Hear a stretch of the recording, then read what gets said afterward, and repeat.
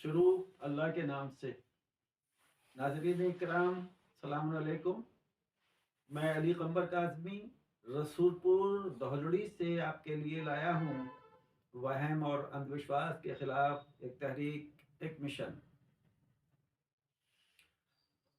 کل کی بات اپنی ذات کی شناخت پر تھی، آج اسی بات کو تھوڑا اور آگے بڑھاتے ہیں۔ اسلام نے سب سے پہلے معرفت الہی کو واجب کیا ہے۔ اول الدین معرفہ،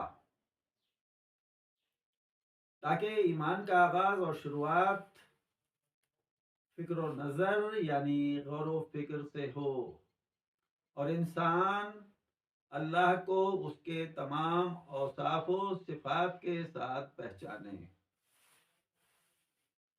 اور وہ پہلے قدم پر ہی کسی طرح کی غلطی اور خطا کا شکار نہ ہو، اور اللہ کو پہچاننے کے لیے دوسری جانب اپنی معرفت کا ہونا بھی ضروری ہے، یعنی اپنی معرفت اور اللہ کی معرفت ایک دوسرے کے لیے لازم و ملزوم ہے۔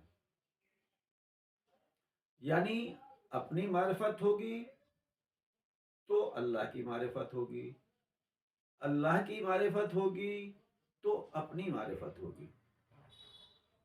اس طرح اسے یہ علم ہو جائے کہ مالک کائنات کے علاوہ کوئی عبادت کے قابل نہیں، وہ رب العالمین سارے سنسار کا اکیلا پالنہار ہے۔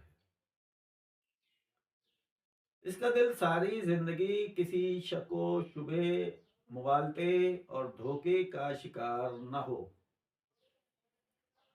انسان کا یقین اگر غور و فکر سے آزاد اور بیگانہ ہوگا تو یہ کسی وقت بھی شک میں مبتلا ہو سکتا ہے، اور انسان کسی وقت بھی گمراہ ہو سکتا ہے۔ عقیدے اور یقین کی مضبوطی کے لیے صحت فکر اور سلامتی نظر ایک بیسک چیز ہے۔ یہاں ایک بات اور واضح کر دی جائے کہ ہمیں وراثت میں جو دین ملتا ہے اکثر لوگوں کے پاس وہی ہوتا بھی ہے، اسے اللہ قبول نہ کرے گا۔ انسان اپنی فکر و نظر سے حاصل کیے دین کے ساتھ